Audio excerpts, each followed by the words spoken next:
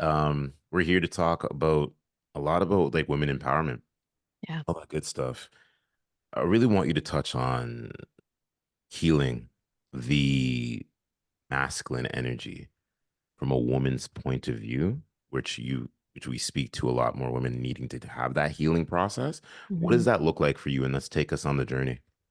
All right. Well, Rory, first of all, thanks for your patience. This is a take three. So I think three times is the charm. We're about to prove that as correct and right. So here we go. And your Thank you voice for is so having me. soothing right now. Like I'm gonna keep it real. This is Oh, like really? I feel like I'm on the Calm app. I got goosebumps. I know where this is gonna go. Gatorade on hand. I feel like we're about to go run back and forth on the We court. Let's go. are. Let's get We here. are. Let's get We've into warmed it. up. We've warmed up. You and I have done a good warm up. So I feel like this is going to be the most incredible conversation. I know it will be.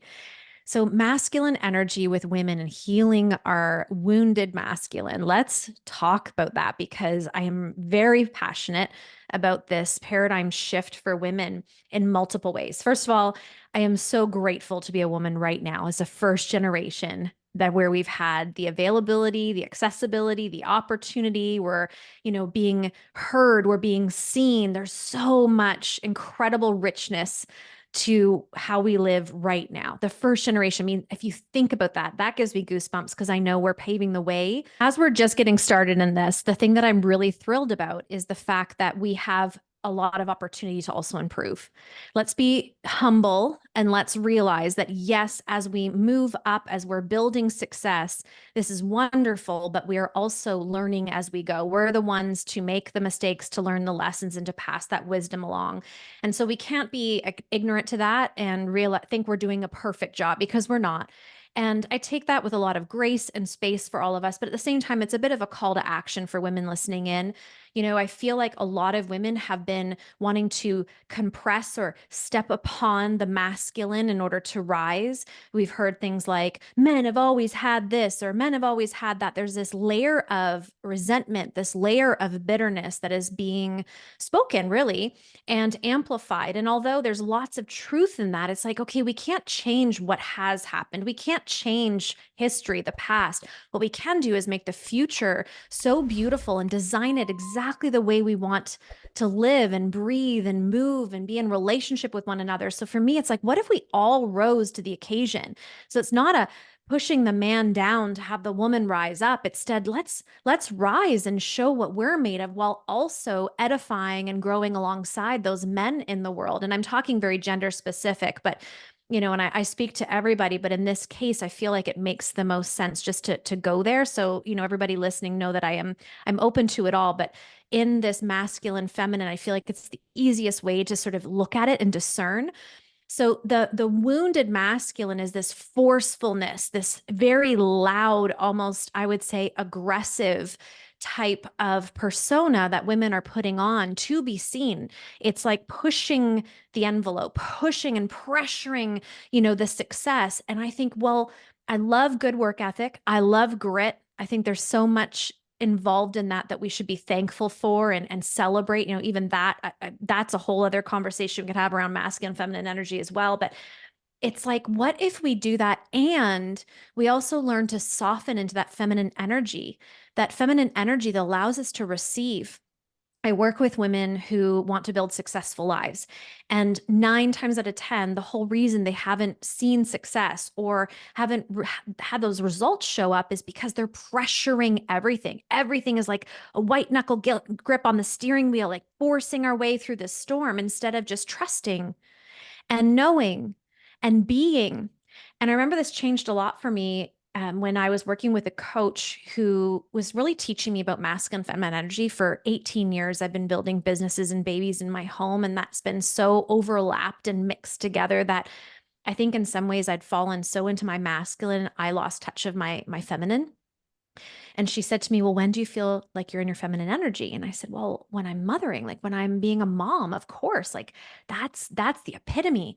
And she said, well, talk to me. Like, what do you mean? And I said, well, come, I'm feeding them dinner and we're getting homework done. And she's like, so does it sound like, eat your vegetables, clean up your plates, get the homework done, time to make lunches? I was like, yeah, I keep this ship sailing. Like that's what I do. She's like, but that's the masculine. It's the structure. It's the doing. The being is the mom sitting on the couch, cuddling with her child, playing with her hair, saying, "How was your day? Tell me about your friend. Tell me what your dreams are. What did you learn?"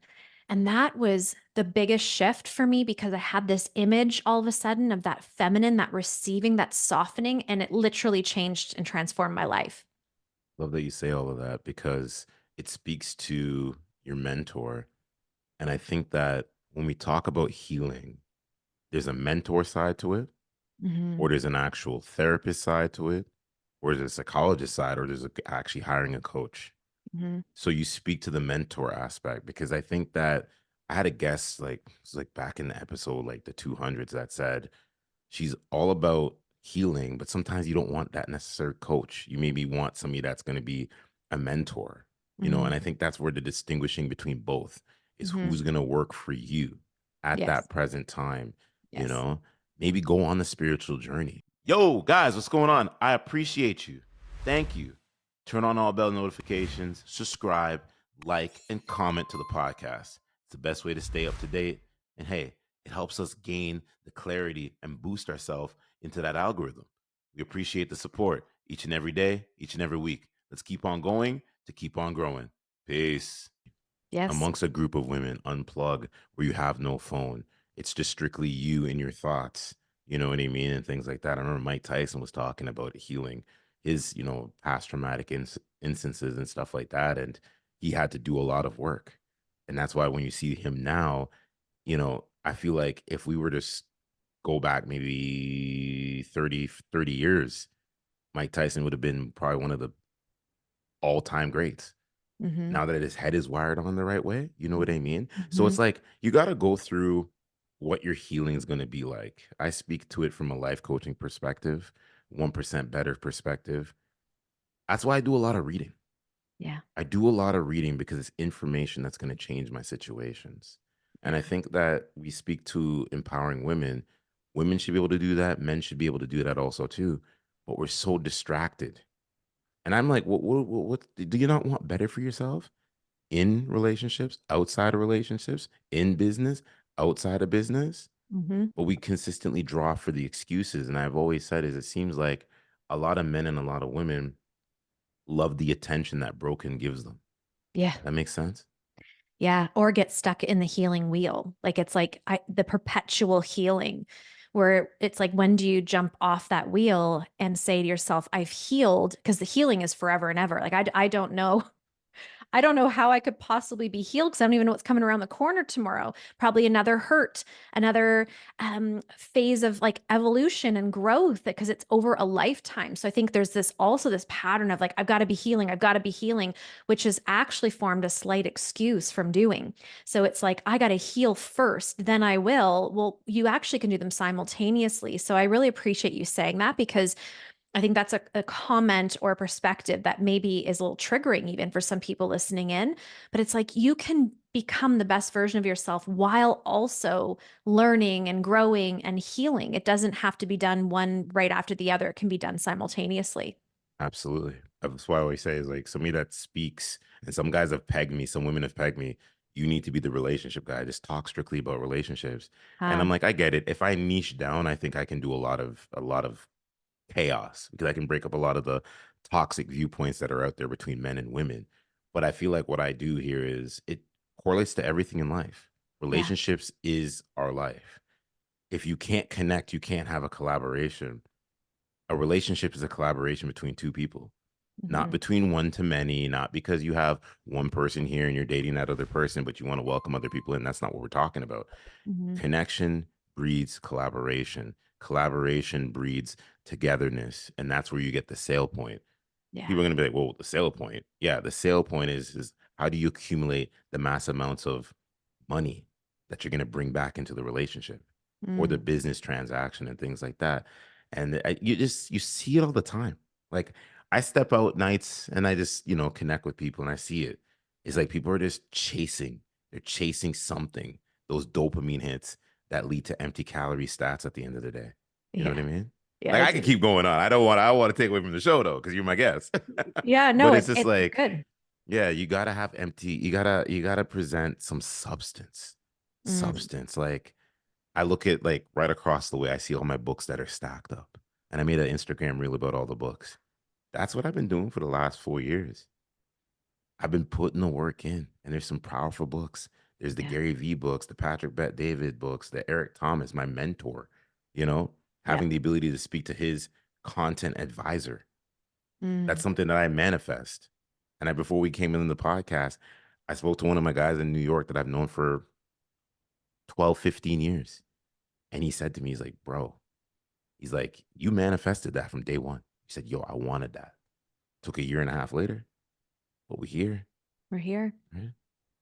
You know, it reminds me of too when you say you go out and you're looking at people who are looking for dopamine hits. It's something I describe often, and I'd love to share if I may, around peaceful confidence. I feel like we're in this world, especially with the internet and online space, where there's a lot of proving energy. So I got to prove my success. I've got to prove my value. I've got to prove I'm the one. I've got to prove, like, it's just, there's so much proving energy. Again, going back to that, like forcing, it's, you're almost forcing yourself upon those who are watching. And I've really worked diligently at that. It's firstly not innate for me to be in that energy. So I've been lucky in that way, because it's more uncomfortable for me to prove than it is for me to sit back and just be the proof. But I see it a lot. And what it comes up for me is this term peaceful confidence that I've coined. And I have a analogy and imagery that I'd love to share that I think is really supportive to people listening in. This is for men and women. So when somebody walks into a room, let's say you're going to a personal growth conference, and you walk into the room, the woman or the man, and again, speaking specific genders, so forgive me, but just for always keeping it as an example, is you don't walk in and you don't just say, here I am the one, I am the most successful, everybody look at me. I mean, that kind of energy to me soaks in a level of insecurity. If you're still needing validation, if you still need people to applaud, to see you, to pat you in the back, to that to me doesn't really ooze out confidence. There's something there still where we're looking for someone to validate. Nor is the person who comes in the room very quietly, and she's tidy, and she sits in the back seat. She's full of humility. I'm just so humble. But she also wants to be recognized because she's so humble. So it's still got that, like, that through line of, validate me. But in humility, she doesn't take up any space. And, that's her way of saying, look at me. I let everybody else take up the space. I'm so humble. I care about everybody else but myself. Well, that's not confident. To me, peaceful confidence is that woman that walks into the room and she does not say anything. Her sheer essence, who she is, speaks for itself, and people's heads turn.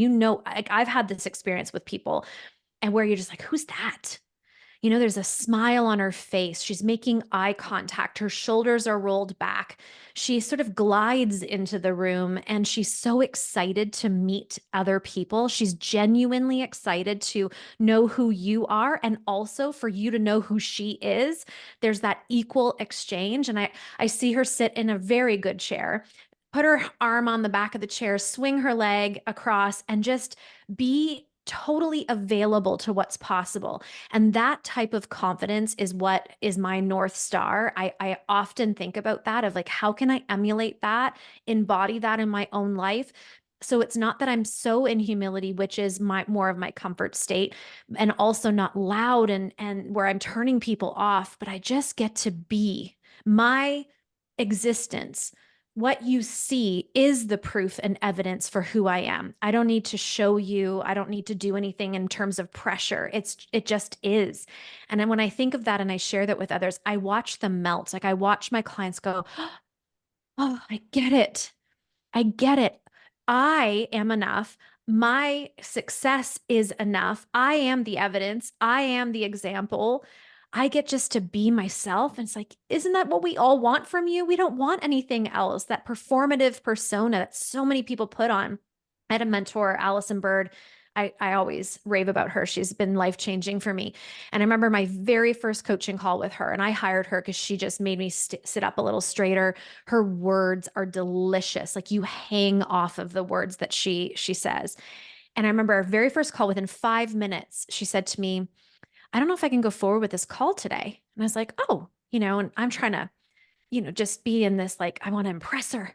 And she said, you're in a performative persona with me, and I'm not going to be able to create breakthroughs or transformation when you're in that persona. And Rory, I was mortified. I was like, first of all, I'm thinking in my head, what's a performative persona? What is she talking about? But I knew what she was talking about. I didn't come to be myself and let her see all of me, reveal all of me. I came in a position of, I want her to like me and I want to impress her. And we ended that call. She ended that call with me and she gave me homework, some things I needed to do to remove this. And she didn't do the call again with me until I did those things, which I loved her for that, like solid mentorship right there. And the next time I came on, I was me. And it was the most incredible relationship. But it changed my life. Like that was a marker moment for me because I knew I was trying to impress her. I could feel my cheeks blushing because I was, hot because I thought, oh, I really appreciate her. I want her to like me. It was never for that. That wasn't the relationship. The relationship was for me to receive, for her to receive, and for us to transform. And she couldn't do that properly or effectively until I was willing to be okay in my own skin. Mm, man, oh man, temperature change in the room. I got goosebumps. If I Uh, if I put my hand to the camera, they'd be able to see that. Why the performative is something that is so true because from my coaching background and when I did my certification was in the beginning stage of the pandemic through mhm, Dr. Eric Thomas. And the thing is, the more you communicate, the more you listen, the more you do the sharpening the blade with all the other books. I could give a list of books. We could just do this in the whole book club. mhm. You tend to see when you get into every single interaction between men and women, it's very performative. Yes. And the thing is, their defense mechanism is, well, why are you judging me? Mhm. Why are you Really? Do asking you me hear all that? these deep? Oh, I get it all the time. You're Wow. judging me. You're this. And it's not that. It's because I stand on safe space. I stand on sacred ground. Mm, You can share whatever information, deep, dark secrets. I understand there's layers, there's levels and layers to it. But if I'm gonna be open with you, you have to be open with me.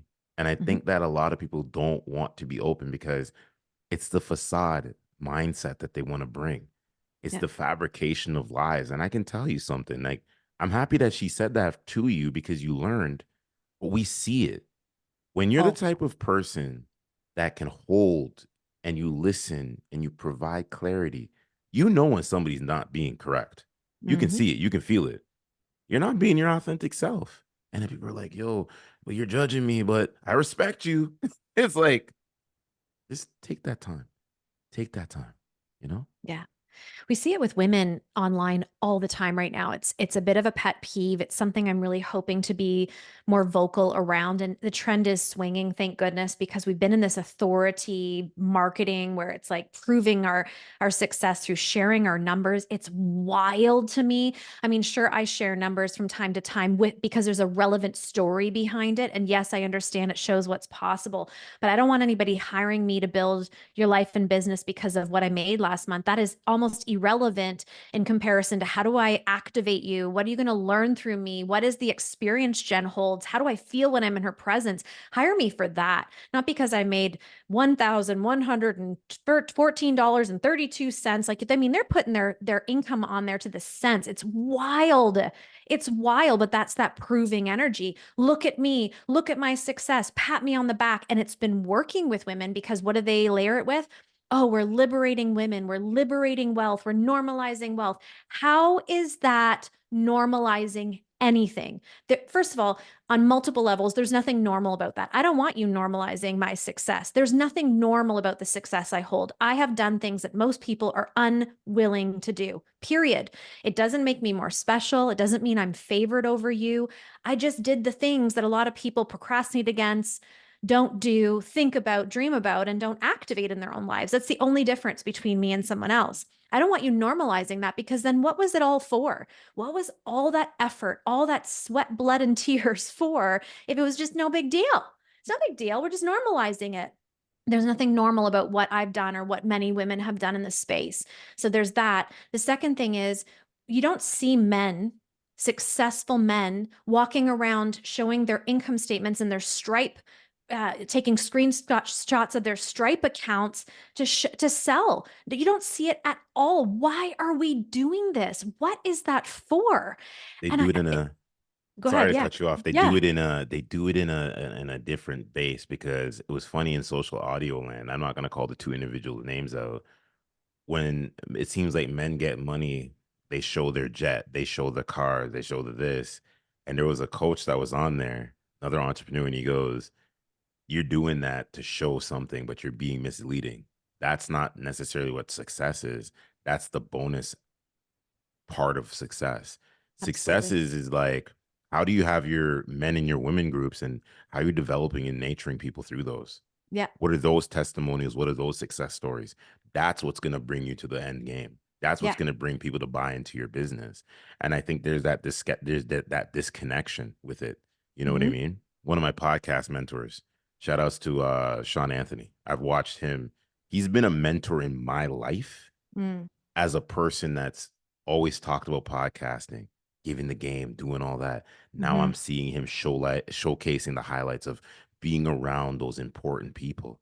And I'm Hmm. always commenting and I'm telling you, I got goosebumps right now.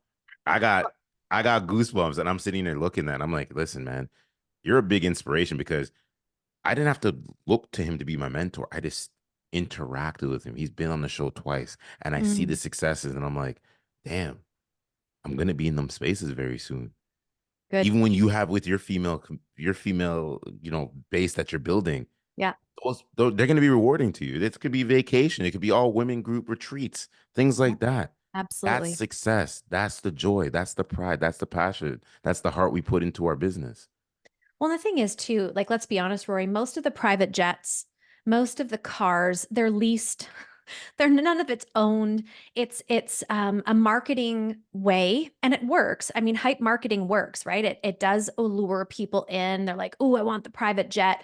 But what I've learned is when I challenge my clients, I think, what do you really want? Like, what is it that private jet, like, what is it, the experience? I mean, it would be fun to be on a private jet experience. Sure, I'm not going to say no to something like that. But what is it ultimately? Well, if I did that, then I would feel okay, now we've hit something because you're looking for the feeling. You're looking for the inner experience of what you believe those things hold for you versus the thing itself. Because, I mean, having a Lambo is beautiful, I'm sure, but part of me is like, I have no interest in owning that in my lifetime. That doesn't turn me on. I got to park way on the other side of the parking lot to make sure nobody dings me. It's so much. Anyway, I could go into that, but I think to myself, the other thing that people don't see is I work with a lot of high achieving women, and a lot of them have made great money, but they don't have a penny at the end of the day to show for it, Rory. And I'm not saying this in a judgment. I'm saying this is an eye opening experience for those people listening in.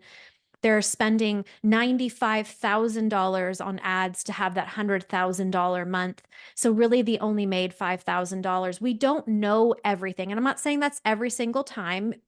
I believe the best in people, but the majority of people right now flashing their income all over the internet, it's not the full picture. I know for sure because I work with many of them. They come to me and they're so riddled in shame, so riddled in guilt, in this hamster wheel of like, I can't take my foot off the gas because I haven't even made any money and I've got these big numbers and they're so attached to those numbers.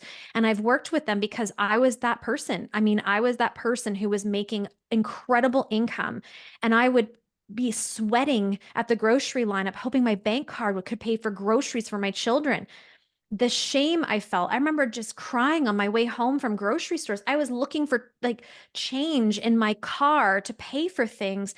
How can I be in this situation when I was making, like, at this point it was like, let's say 250 bottom end, I'd say close to half a mil consecutively year over year, and you don't have any money in your bank? Well, why? Because I got caught up in this feeling of I need to showcase my success. I was overbuying, I was overly generous. I didn't have any boundaries. So people would just call me and be like, "Hey, Jen, I'm having a rough time. Can I borrow some money?" I became a bank machine for the people around me. They took advantage. But really what happened for me is I had so much healing to do around money. I'd been told it was the root of all evil. I was told when I started entrepreneurship that it was going to change me. And so because that was that hum in my mind, every time I had money in my possession, I just got rid of it subconsciously as fast as I could because I didn't trust myself with it. And so, because I lived that experience, came back from $100,000 in debt, and not one when wondering if I could even pay for groceries, I do hold a safe space for a lot of high achieving women because they're like, oh, I thought it was just me. I'm like, no, it's not. And there's something we can do about this. This doesn't have to be your forever. So again, I share this because it's just a point of perspective. Like, what are we comparing to? And if we're waiting for the proof, the jet, the car, the bag, the vacations, whatever it is, first of all, what is it that you're delaying? What emotion can you just invite in today? What is it? Peace, joy, fulfillment, happiness, fun, play? You don't need a jet for that. You can do that right now. And secondly, you don't really know what you're comparing to. So live your life today the fullest. Be all that you can be. Like soak in every last drop of today, because there's no dress rehearsals. Like, we don't get, what day is it today? June 23rd. We don't get June 23rd, 2024 ever again. Like, this is it. So I am with you. I'm present to this conversation. And then what comes after will come after. But I'll tell you right now, I lead my life now through the lens of how can I make this day the most exceptional? And it's relaxed me around the money, the fame, the needing to be noticed. And those things start to actually grow. It's the wildest experience when you're not paying attention to the growth and the look at me's and all those things, and you're paying more attention to how you're being. Guess what happens? People start to notice and you attract it. You speak, it's even speaks to what you're saying in podcasting. 7 years of doing this, going on 8 years, soon to hit 500 episodes. But Congratulations. thank you. And I've started to see the success in 2021. Then I say to myself, people are like, well, you've been doing this for the last 7 years, Rory. Where's the money? Like, you guys don't need to know what's going on. There's a lot that you guys don't see that you will see. Mm-hmm. Just know that I'm working deeper in the trenches each and every day. But it speaks to having your goals. And that's what you're alluding to. Knowing what Mm-hmm. your goals are, knowing what your priorities are. I don't understand why when you ask some people a question, they say, I don't know when it comes down to goals. Or they're always making these excuses because it's like they're holding on to these, I like to say, empty calorie stats. Yeah. For you, speak to women, right? The significance in achieving and understanding your metrics of what your goals are. Oh man, I love goals. I love goals. Just before I Let's talk came about on, it. I'll talk about this specific goal I have. I was actually just talking with my dad about it yesterday. We had a glass of wine on my back porch, which was a goal achieved. And we're sitting there and we're talking about just like what we would love. And I have this very specific thing. I've always wanted to create a home that was like a 5-star resort, meaning I felt like I was in the greatest hotel room when I come into my bedroom. I go out in my backyard and there's like this whole landscaping done where it's like breathtaking. Because for so long, I love traveling, but for so long, I was wanting to leave my home to feel these things. I've learned now at this age, I want to bring it all home to feel these things here. And if I desire to go on a trip, I will, but not to fulfill this feeling of like luxury and immersing myself in it. And it all started with a renovation I did 2-ish years ago that took me 10 years to do, Rory. I wanted to do this reno, but because of my money story, I was so afraid once I got out of debt, I was so petrified of any type of debt that I was almost frozen. So also not an abundant mindset, just FYI, don't do that either. So it's like finding that harmony between the two. But I remember doing the renovation and realizing like, my gosh, we sometimes make things so much bigger than they actually are. Like this renovation took me 10 years to finally just say yes and do it. And as I was doing it, it was one of the most fun things I've ever done. I love interior design. I picked things that I really wanted versus, oh, well, just go on a budget. Like I built this house the way I really, really wanted it. And it reminds me of goals. You see, goals, sometimes we set them and either they're really audacious goals. I have one right now of like totally redoing my outside, and I live on 3 acres, so it's like a big deal, right? It's a lot of land. And sometimes that goal feels so far away, and it could be a business goal. Maybe it's like, I want to make 10K a month, just be in that monthly reoccurring revenue or whatever it may be. But we've got to remember to make these incremental steps to get to that place. Because if the goal feels too far, it's not going to activate us every day. It's just going to feel like this dream, this idea, and we'll just someday our life away. Like someday I'll buy myself a lake house. Someday I'll go to Bahamas to that 5-star resort. Someday I'll save money for XYZ, like fill in the blanks. But you'll someday your life away. I mean, that's not going to activate you. So what I like to do is break that goal down. And so for me, when I see this image that I have of my backyard, and just before coming on, of course, on Instagram, up pops this gorgeous reel that had all this stuff that I and was with kids. And I thought that thank you for showing me my dream, reminding me, but what are those incremental steps along the way to create this? What needs to happen? And so when you start to do that, you also start to enjoy the journey. Because what I notice a lot with people is when we have a goal and we haven't received it yet, we make everything in between wrong. So let's just use the 10K month, for example. It's an easy way to describe this. So if you say, I want to make 10K a month reoccurring revenue, if I were to do that, I could leave my full time job. Or if I were to do that, I could have this. And all of a sudden, when you start to make four, you don't even celebrate the four because it's not the 10. Or then when you make seven, you're like, oh, I can't believe it. I didn't make the 10. I was so close. So you're making all those things in between wrong, not celebrating, which celebration, as we know, obsessive gratitude, as we know, is the very thing to open that door wide open and receive even more than you've ever thought possible. But I really work diligently with the people that I am in relationship with to say, is this more than you've ever received? Yeah. Okay, can we just pause for a moment? Because what is gratitude? It's celebration in motion.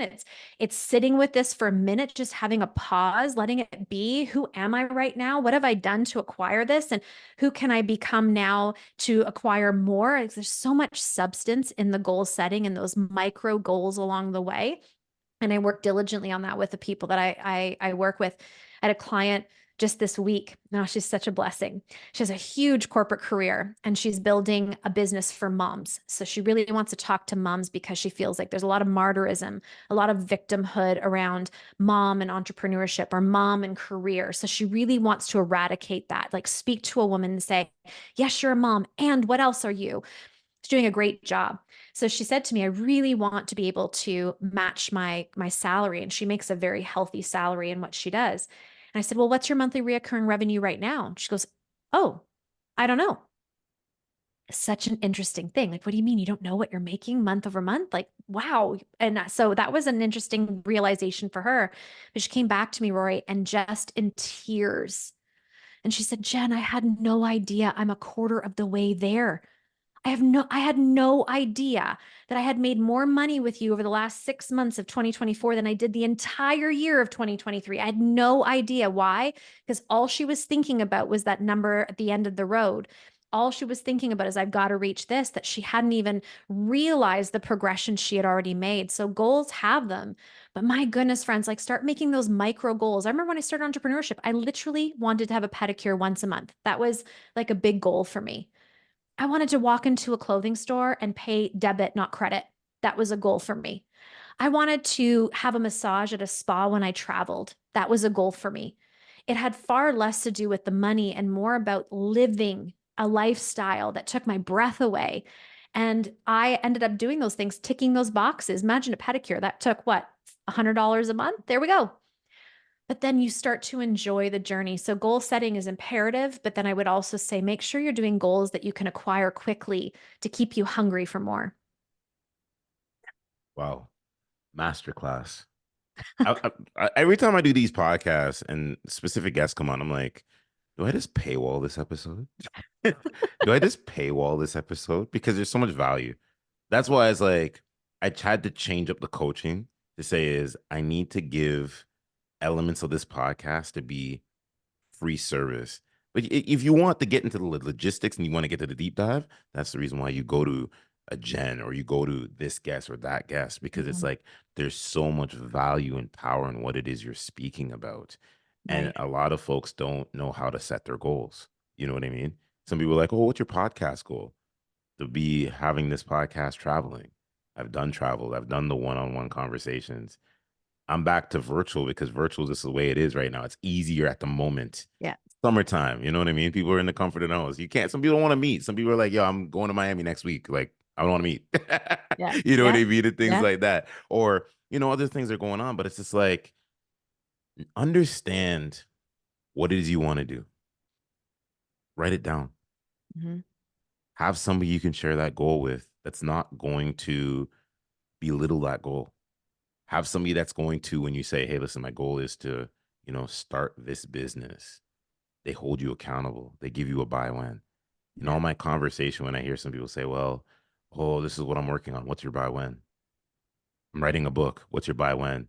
I have to do the recording for this pot. What's your buy when? It's always, what's your buy when? Now, I might have to put that on a shirt somewhere down the Yeah. road. But what's your buy when? You know what I mean? Like, when I get to 500 episodes, people are like, well, what's your buy when for the 500 episodes? Tongue twister. And Yeah. I'm like, I don't have a buy when, because in this case, I want to get to 500, but I have to strategically do it in such a way. Yeah. And I'm in the summer. I'm up against summer. So understanding that people are traveling, people are listening to podcasts when they want to. But then one of my guys in tech says, you have evergreen content. Yeah. So when it's in the database, people are going to look. You're going to just see when you get into that fourth quarter, when it's Michael Jordan, when it's Kobe, in that fourth quarter, they're going to say, Yeah. hey, listen, it's time to take over that game. And that's what's going to happen in September, October. You know what I mean? November, So good. December.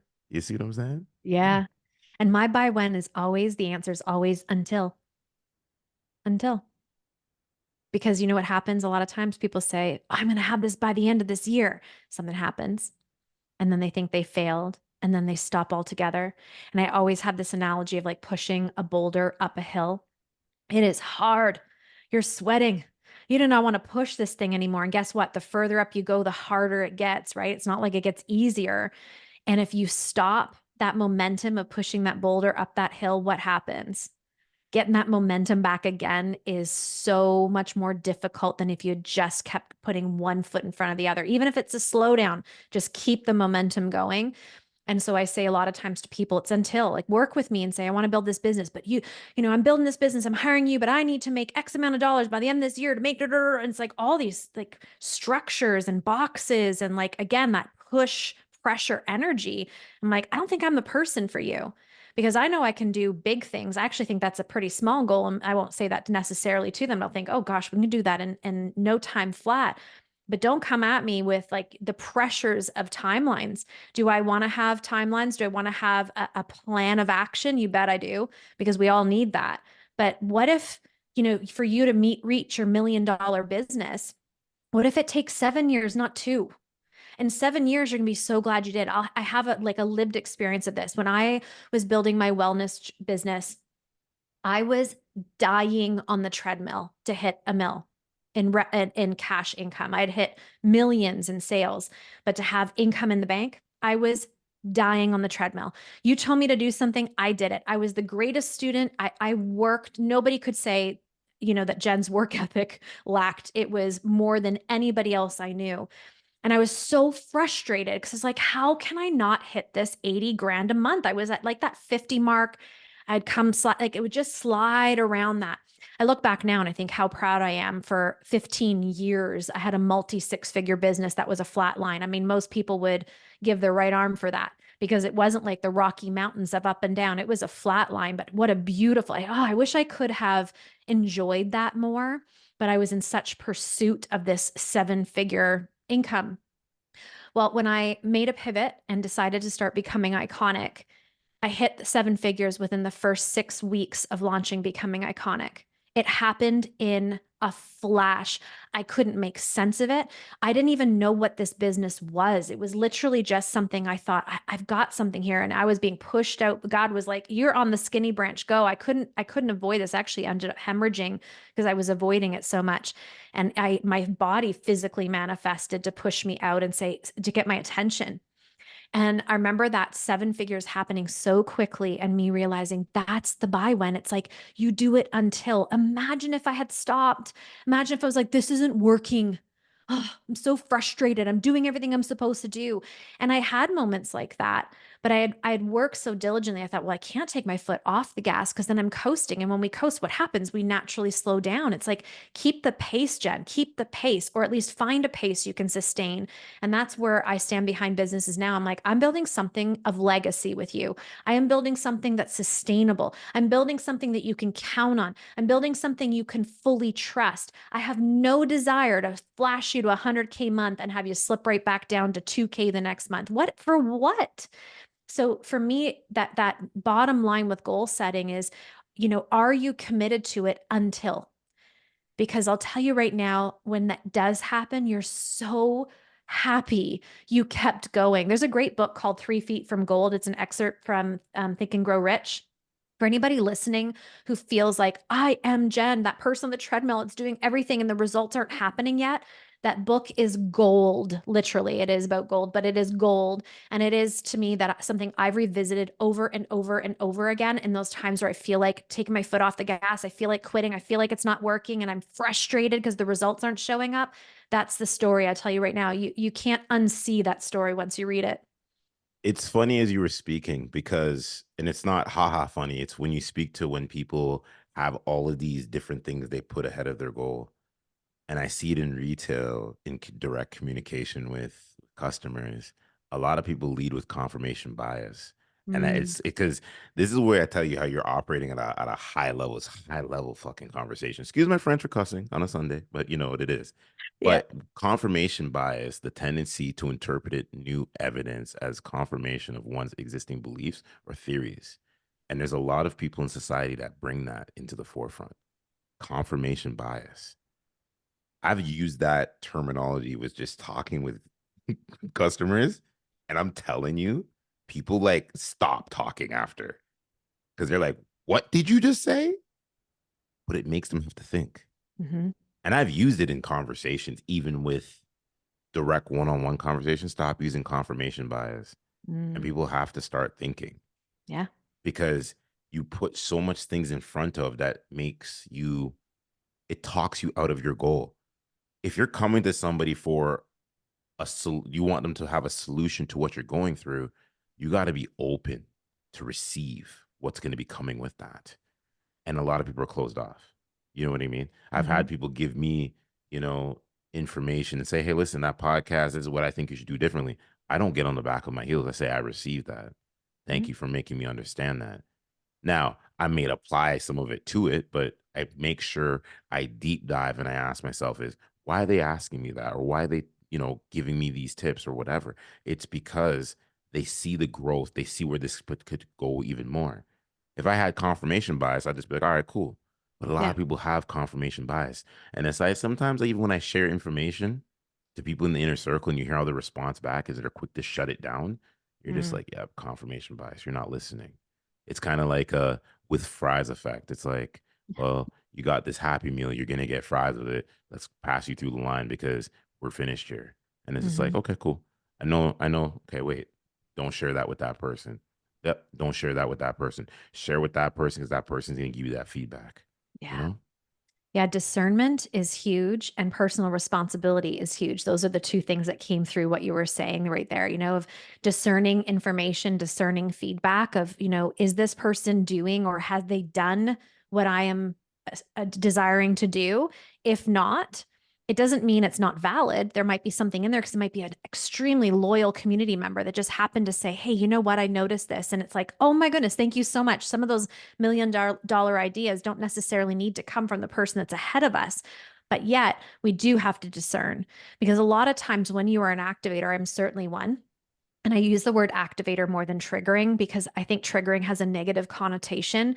And I like the word activation because even like, let's just use the word triggering. If I'm triggering you in what I'm saying, rather than that be negative, what if we just flip that and reframe it where I'm activating you? You're thinking of something different, differently. You're looking at it differently. You're getting a fresh perspective and you get to now discern, does this suit me or does it not? As a mentor, I say this all the time. Like, I don't need to have all the answers. And as a matter of fact, there's going to be certain things I say or do that don't align. It's your personal responsibility to discern the information information and go, that is absolute gold, Jen. Thank you so much. That's exactly what I need to hear. Or, you know what? Good idea, but that doesn't fit right now. And here's why. And so that's leadership. But you know what? There's a lot of people that don't understand personal leadership. There's a lot of people out there who want to be leaders and some who are even put in positions of leadership, but they don't understand the deep responsibility. Like that's radical to be able to personally lead yourself. Whoa, that's a whole life's journey.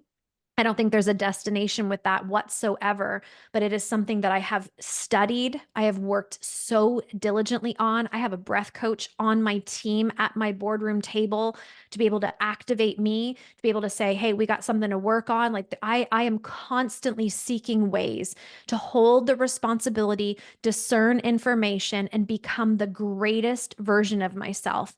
And I actually believe that's very rare. This is the piece, like going back to the forefront of our conversation, this is the piece I really desire for women is discernment, a peaceful confidence, personal responsibility, and then personal leadership, like to step up in that leadership from a place of healing and knowing and being and doing. It's so exquisite. Like a woman who's doing that, I can't take my eyes off of her. I mean, I salivate. I gotta like wipe the corner of my mouth when I'm watching her online. I'm like, yes, thank you. Thank you for that because it's not the norm. But the thing is, I believe it actually could be in certain ways. Like, I believe personal leadership and personal responsibility can be our norm, but it's through our conversation today, Rory. It's through just giving somebody this fresh set of eyes, this fresh perspective. Maybe it's a conversation they would have never had or heard otherwise. When you have awareness, then it's a choice. Now you have a choice to move through this conversation. Go right back to the way you've always done things. Perfect. That's a choice. You chose that. So we can't complain if the results are the same results you've always had. So because you made that decision, or you could choose to perhaps implement one thing, a thing, two things, maybe look at something differently. And guess what? The results start to change. And that people don't want to hear that. People want to blame a lot of things. I say you're either blaming, you're justifying, or you're growing. You're one of those three things. And you can't actually be them all at the same time. So what lane are you in right now? And guess what? We can halt. If you're in the blaming of because of the economy, it's because of this, it's because I work full time, it's because I have kids, it's because okay. So how's that working for you? People ask me all the time, Jen, how do you do it? How do you have multiple businesses, four kids? You're like in publishing, you have a podcast, you have mentorship, you have a huge executive team. Like, how do you do all of this? Because I eradicated sacrificial living. Like, I refuse to participate in the, oh, because of this and because of that. It's not bypassing, it's not being better than, it's just simply a decision I made. I am blessed with abundance. I'm blessed with these four children. I'm blessed with these businesses. All these things were my choices. I actively participated in all of them. And so do I want to make any of that wrong? No. Can I pivot? Yes, because we're not trees. We can move. But my goodness gracious, stop making all the blessings in your life wrong and instead go away from blaming, away from justifying and into the growing. What needs to grow right now? What in your mind space needs to open up? What do you we need to like get rid of that's expired so that you can start moving towards that very thing that is your God-given right? You were born worthy. Abundance was your birthright. So get out of your own dang way and allow the things to happen for you. It's just often that we're in our own way of it. I speak about this a lot. I think people love the attention that broken gives them, right? Yeah, unfortunately, I think Because so. I can go to family and friends if it's like that guy or that girl that's treating me wrong, and I can get that attention, those dopamine hits because they're gonna coddle me. But then you Hmm. have people that if you surround yourself with the accountability partners, they're gonna look at you and say, get out of that situation, or you get that bad job, and then you go speak to your family and friends. You love the attention because they're gonna coddle you. What me and Jen are speaking to is we're not gonna coddle your feelings. I don't got time to do that anymore. I'm Hmm. gonna speak straight. And when you speak straight to people, they're like, what, whoa, wait, what is this? It's a foreign language to them because they've been around people that are gonna coddle the feelings. Hey, listen, nobody says that we can't sympathize through feelings. I get it. But sometimes, man, if you got a cut, I've used this analogy before. If you got a cut on your arm, you're either gonna stitch it up or you're gonna use staples. Mm, So what I'm speaking to is how deep is that cut? hmm. Because if it's deep, you need to put staples on that and then bandage it up. But a lot of people are out here putting bandages over deep cuts, deep wounds. Yeah. And then when they see realness getting around them, then the bandage starts unraveling itself. The cut opens back up. You haven't healed nothing. You're bleeding on this person. This person's got to clean up the mess. Right. Yeah. As they're cleaning up the mess, they got to clean up your mess. Ladies and gentlemen, you got to make sure you put the staples or you got to put the stitches on certain areas in your life.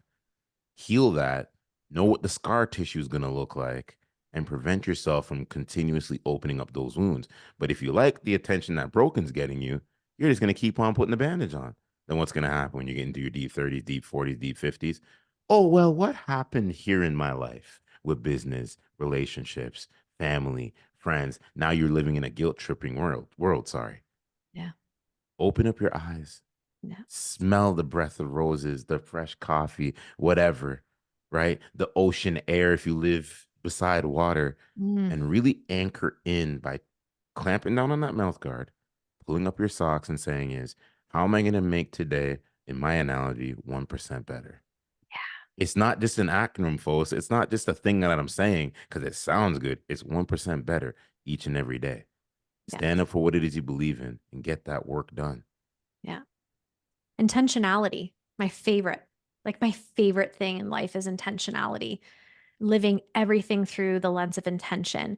So when you talk about coffee, this was one of my, and actually this is again, I'm really glad you said that because this has brought something up that's really relevant to our conversations around how did I develop more of that feminine energy. Well, one of the things I had to do is shift my morning routine. You see, I had a mentor. She taught me a lot of things in the ways I didn't want to mentor. Have you ever had those mentors? They don't necessarily teach you the things to do, they teach you the things not to do. So I had one like that.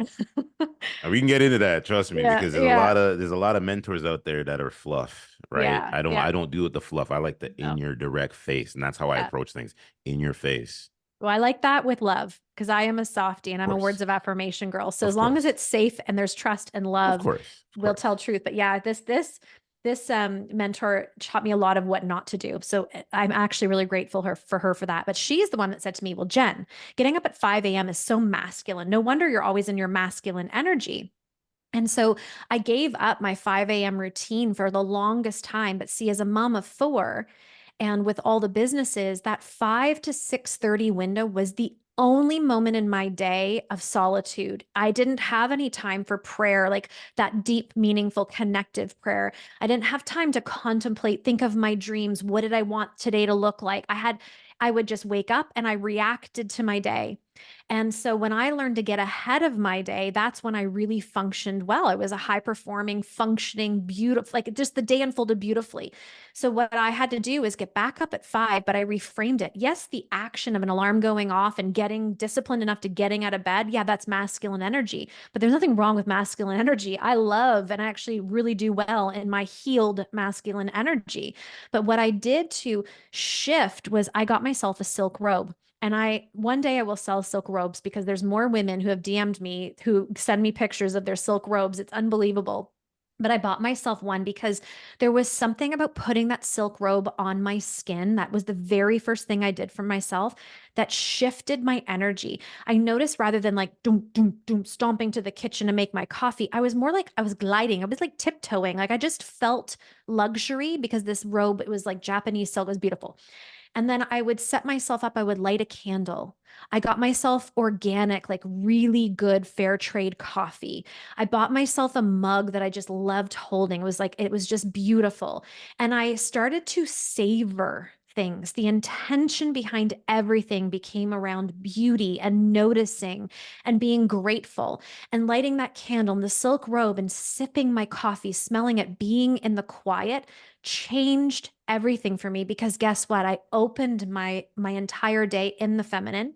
I opened my entire day with clear vision of what I desired, how I wanted to move, how the things that were on my calendar, who do I want to be when I walk into the room with each of these people? I would pray over my clients. How can I be the best mentor for them today? What is it? Like guide me to what they really need, that the conversation is exactly what fuels them for the week ahead. I greeted my children rather than everybody get up, it's time for school, like that kind of energy. They woke up and mom was sitting on the couch and I played with hair. Like, remember, I told you about the feminine energy. Like, I was in, come sit with me. Good morning, kisses. How was your sleep? My husband, I greet him differently than I do when we're running around and trying to get ready for the day and the chaos. And I realized too how much it rippled into the people I love. Like, my children's mornings changed. They didn't have chaos they're waking up to. They woke up to that feminine energy for themselves of gliding into their day and being cared for and seen and witnessed and kissed goodbye as they left. So, these things to me, that intentionality around life that you were talking about, it's so simple. We think it has to be so complex. It's simple. Light a candle, put on a silk robe, savor your coffee, sip it, pray, meditate, be connected to something other than yourself and these commas and social media and all the things that just mess with you. Be grounded and anchored before you open your soul and spirit to the outside world. And then and then you'll lead.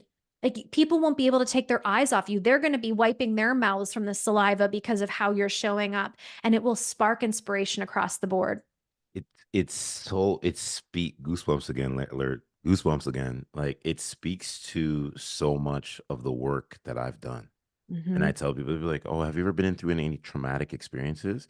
Well, yeah, like choking on a fish stick when I was 6 years old, and before then, almost drowning in a swimming pool. Have really Whoa. been my only traumatic experiences. But you can overcome those at a very, very early age, right? And it's doing the work in the pandemic season. And I know a bunch of guys that could all come on this podcast. I said is we will find out who's working the hardest. The last 4 years, I dedicated so much time and energy to where it's like, what does a safe space feel like when you're having Yeah. direct communication? And Hmm. I always say that in a lot of things to people because some people are like, well, when you're in conversation, you're gonna podcast me to death because they see you with a mic in your hand. That's what they go to, and I'm just like, that's just it's so juvenile thinking. Not, you know what I mean? Like Yes. if we're gonna record every conversation, like we could do that if we really wanted to. But Yeah. what I'm saying is that when you know who you are, you speak to when you walk into rooms and people just look and they salivate. They feel that energy. You radiate that energy. And Mm, especially, it doesn't matter what city you're in, because I know people that have been on TV and tell me the exact same thing. And I'm like, this is what comes with it when you are simply sitting here impacting lives mhm. and people see the work that you're doing. Yeah. People look at you and they call you big time. And I tell them I'm not big time. And they'll hype you up in other people's groups. And then people look at that and they're like, well, who's that guy? Who's that gal? That's somebody that knows who they are and they're Yes. well respected in their communities. I remember, I know you passed away about a year and a half ago. Kevin Samuel said the exact same thing. And he was about Mm, like the dating and stuff like that. But he said is when you go out there is when you know you're respected amongst a group of individuals as a man. Women, it's the same thing. Champion yourself to walk out. That could be by yourself in your women's groups, the charcuterie board nights, the wine nights, the actual wine nights, not the wine nights that you're going out there getting all sloppy, waking up with a hangover. Got to pop 2 Advils. I'm talking about you go out there, you put your best foot on, you put your dress on, you do all that good stuff, right? But how you represented when people see you walk outside, how does that make you feel? Are mhm. you leaving impact in the world? Because that's how you know. I always say is it's about making transformational experiences, not transactional. Yes. You see what I'm saying? Oh, I know Back what you're to you, saying. Jen. Back to I you. know what you're saying. Yeah, it's like, what is your contribution? And how are you affecting people around you? And your reputation is the legacy. Like, you don't have a hearse. What they say, you can't have a U-Haul attached to your hearse, Right? right? It's like your legacy is your reputation. If you think about that, like every funeral that sticks out in my mind, or stories of funerals, are the people who were just in awe of how many people showed up and the things that were said about that person. And, the family, just their hearts just being so full in a time of such grief because their father, their mother, their grandparent, their brother, their sister, their best friend, like, made a difference. That's what we're here for. And we've somehow in our culture become so focused in on ourselves. And I say this with so much love, but it's really time for us to stop saying, well, this is how the world is, and to start being the way we want the world to be.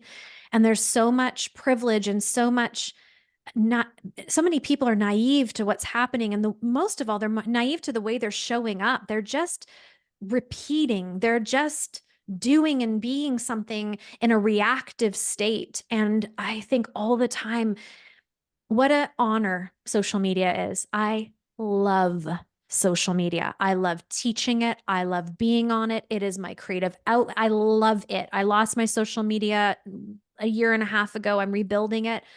I love it.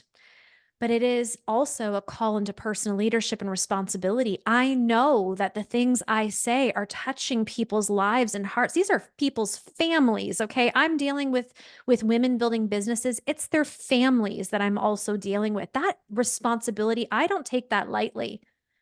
So who I am and how I show up, the words I use, the way I move through this world, it matters. It doesn't just matter for me, it matters for every single person that I am saying, hey, follow me.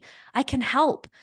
It matters to my children because that's how they're going to remember me. It matters to my clients because that's how they're going to remember me. I pay more attention to the experience people have while in my presence than I do of anything else, because what I know for sure is the money, the success, the testimonials, all those things are a side effect of how someone felt and the shift and transformation they had while in my presence. People don't have transformation in my presence. Business isn't going to last 18 years. My businesses last this long because, well, it speaks for itself. But I feel like we have, I believe, I want to believe it. I'm just going to say, I believe it, that the world is waking up a little bit. The intentionality, going back to that word, is how am I showing up? There's more responsibility, I hope. I'm hoping. And if not, let this be the conversation that sparks it for you. And the remembrance of we are all human beings. The seed of every single one of us is the same. It's love. There's no exception to that rule. There are no extras in this world. It wasn't like God was like, okay, Rory, I need a seat to be filled in London, Ontario. So I'm just going to plop you in there. Like, there's no extras. There's no mistakes. Every single person is fiercely loved. And it's our responsibility to find the gold in people, not the dirt. It's our responsibility to not participate in drama and gossip. It's our responsibility to make sure our own backyard is tidy. And the biggest responsibility of all is personal growth and development so that you can be all of those things. But that isn't always innate. My mom used to always say, empathy and is just not a born trait. It's something you learn as you grow. You learn to be empathetic. People will say to me all the time, "Oh, you're just so nice. You're just so nice." I think sometimes people think that is a weakness, and that's okay. They can think that, and I'd rather them think I'm nice as a weakness than be harsh and cruel and someone that repels people. But what I've learned in my life is my compassion and my deep love for you. Like, there's nothing you can do about it. I'm gonna love you, even if it's hard to love you. I'm gonna love you. It is my superpower. And I desire that because that's not just a Jen thing. We all have that available in our soul and spirit, but it's finding and cultivating that again and leaving the world better than we found it. That is every single person's purpose. So people say, "What's my purpose?" Your purpose? Your purpose is to make a difference. Your purpose is to like seize every opportunity in this life. Your purpose is to try things. Your purpose is to go do things. Your purpose is to get out of your house and make connections. Your purpose is to love people. Your purpose is to fall in love with who you are. I don't know anybody who doesn't have that purpose. But see, we think our purpose is a title, amount of success, a location, a number of children, or a relationship, family dynamic. It's not. that's a part of it, but that isn't the sole purpose, really. And I say this and I preached a little bit, but we did say we're taking them to church today, didn't we? I'm not even, the sermon is continuing. Ladies and gentlemen, I'm telling you, she is uh, dropping gospel. just come on and stop it. What are you participating in? Going back to what you said, I did a keynote speech once and I could see the activations happening. And I said, I bet if I came to each and every one of your tables, they were round tables. There's about 200 to 300 people in this room. And I sat down with each of these tables. There's someone here who is at this table because every single person at this table is making it okay that you're not being the best version of yourself. Remember how you were saying that? Like people choose those people. I call it the cult of average. The cult of average is that table that's like, yeah, me too. I know I tried that too. It didn't work. I know my kids are doing that. It's like they're letting you live in your excuses. So, I would say if you are participating in that, if you're noticing the people around you are allowing you just to be saturated in all the things that aren't working, or the ways the world is wrong, or the ways people have hurt you, or letting you just constantly live in the traumas and the hurts and the betrayals. I mean, honestly, again, you're choosing to stay at that table, and it's not that you cut people off. I don't know if I believe in that, but I do believe that everybody kind of has their space in your life. You had mentioned this, like, what do you allow them to hear? How do you allow them in? Because if you sit at that table and you continue with those conversations, I know for sure, because I've witnessed it, it's probably the most heartbreaking part of my career, is how many people choose to continue to wallow in that. How many people choose to let the gorgeous gifts, God-given gifts that were given to them, just dilute and dissipate into thin air. Like, why? Like, what are you so afraid of? It doesn't work. But what if it does? It doesn't work. Okay, guess what? Again, you're not a tree. Like, I love Jim Rohn. He's one of my favorite mentors. Used to say that, like, you're not a tree, move. Like, my goodness, but what you'll learn in trying, what you'll learn in just like seeing yourself and witnessing yourself do something new will spark the next thing. And that next thing might be the gold. But I'm all over the place. At the same time, I just want to say to people, like, be really conscientious around the conversations you're participating in, not just outwardly, but in your mind as well. Like, what needs to be interrupted? What loop and pattern have you just decided to sort of get comfy in that you can disrupt, so that you have something different in your life? And so that at your funeral, because we're all going to have one, it's inevitable. We can say, let's not talk about it. Well, why? It's going to happen. There's no exception to that rule. I really like, oh, it makes me cry. Um, I really believe legacy. I used to think legacy was what you leave behind. I used to think I need to build a business to build wealth so that when I pass away, my kids can receive something. So I get so emotional. I used to think that. And one of my greatest mentors, Robin Sharma, just recently reframed it, and he owned it. He said, I taught legacy that way. He said, I no longer believe that. He said, I want to seize every opportunity with my kids. I don't want to leave them money so they go and do that European trip. I want to go and do the European trip with them. I don't want to leave money that I don't get to see what they do and enjoy with it. I want to give them money and opportunities now to be a part of that and see it with them. And he said, legacy is actually how we live every single day. Today's a legacy, and it stacks on, and tomorrow stacks upon it, and it stacks upon it. And our legacy is actually the way we move every single day. It's not something we leave behind. But at that funeral, my hope and desire is that I have touched enough people that even if they're not in the room, there's people that pause for a moment in remembrance of how I perhaps made them feel in response to being in a room with me or a conversation with me. And I take that with, there's a lot of seriousness around that for me. It's a responsibility, but it's each of our responsibilities. I'm gonna mic drop. You Reason why I actually say did. that, reason why I say that is because there's nothing for me to add back to that conversation, because that is how we show up here on this podcast, to speak to being 1% better. Mm-hmm. And you just took us to a master class. The number one art of communication is the ability to storytell. You rock that. Being transparent, creating a safe space, you rock that. My gift to you is plug all your information where everybody can check you out. I spoke to my algorithm, 51% women, 40 some odd percent men. This is your time. Plug all your information where people can check you out on social media. Well, thank you so much. I really truly appreciate your patience in this conversation because I know it took a few tries for us to finally let it live. But you know what? Didn't it just shine that it was meant to be this way? It was like perfect divine appointment. So thank you so much for having me. Thank you for doing a podcast.